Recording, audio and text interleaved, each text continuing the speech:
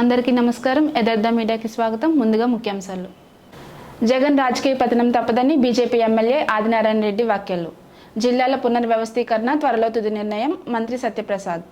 రాష్ట్రంలో కొత్తగా 8 నవశిశు సంరక్షణ కేంద్రాలు ఏర్పాటు చేయనున్న ప్రభుత్వం.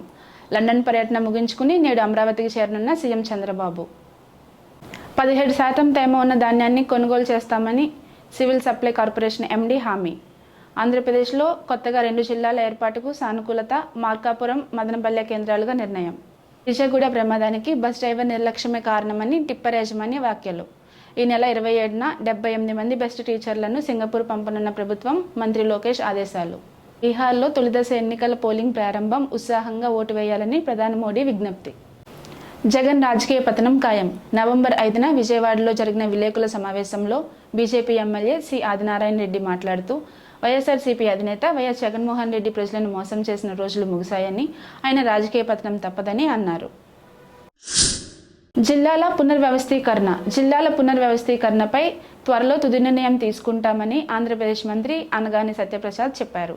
పరిపాలన సౌలభ్యం మెరుగుపరచడానికి వివిధ ప్రాతిపదికలపై మంత్రి బృందం ఇప్పటికే చర్చించింది. నవజాత శిశు సంరక్షణ కేంద్రాలు. ప్రభుత్వ ప్రైవేట్ భాగస్వామ్యం పద్ధతిలో ఆంధ్రప్రదేశ్లో కొత్తగా 8 నవజాత శిశు సంరక్షణ కేంద్రాలను ఏర్పాటు చేయనున్నారు. నేడు అమరావతికి సీఎం చంద్రబాబు లండన్ పర్యటన ముగిసింది. నిన్న రాత్రి 7:30 గంటలకు లండన్ నుండి స్వదేశానికి తిరిగి పయనమయ్యారు. ఉదయం హైదరాబాద్ రాజీవ్ గాంధీ అంతర్జాతీయ విమానాశ్రయానికి చేరుకున్నారు. అక్కడి నుండి హెలికాప్టర్లో అమరావతికి బయలుదేరారు. మధ్యాహ్నం 2 గంటలకు సచివాలయంలో మంత్రులు, ఎమ్మెల్యేలు, అధికారులతో భేటీ కానున్నారు. డేటా డివైన్ గవర్నెన్స్ ఉన్నత స్థాయి సమీక్ష నిర్వహించనున్నారు. తడిచిన ధాన్యం కొనుగోలుపై స్పష్టతనిచ్చిన సివిల్ సప్లై కార్పొరేషన్ ఎండీ.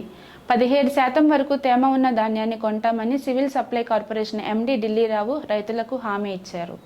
వివిధ రైతు సంఘాల నేతలు ఆయన కలిసి వినతి పత్రం ఇచ్చారు. మద్దతు ధరలకు అదనంగా గోనె సంచులు, రవాణా ఖర్చులు ఇవ్వాలని రైతులు కోరారు.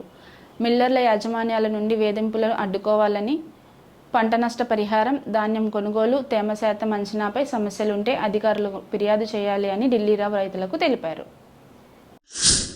రాష్ట్రంలో 2 కొత్త జిల్లాలు. రాష్ట్రంలో కొత్తగా 2 జిల్లాల ఏర్పాటు మంత్రివర్గ ఉపసంఘం సానుకూలత వ్యక్తం చేస్తున్నట్లు తెలుస్తోంది. ప్రస్తుతం ప్రకాశం జిల్లాలో ఉన్న మార్కాపురం, చిత్తూరు జిల్లాలోని మదనపల్లె కేంద్రాలుగా జిల్లాలు ఏర్పడినట్టు సమాచారం.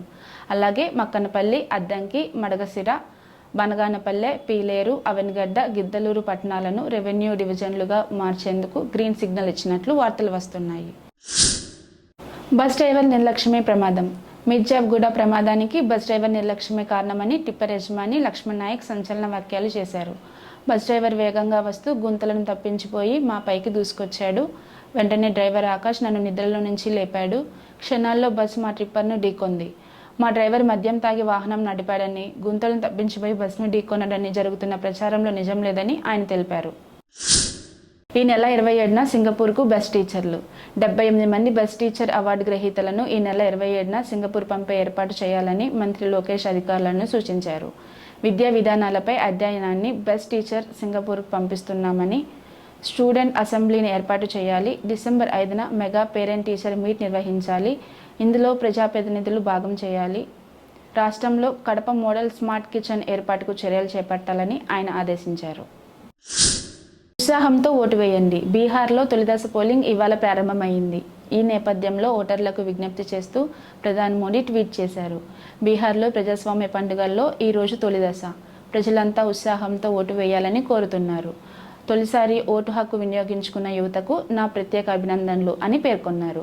కాగా రాష్ట్రంలో 121 అసెంబ్లీ స్థానాల్లో 16 మంది మంత్రులతో సహా 1314 మంది అభ్యర్థులు బరిలో ఉన్నారని తెలియజేశారు.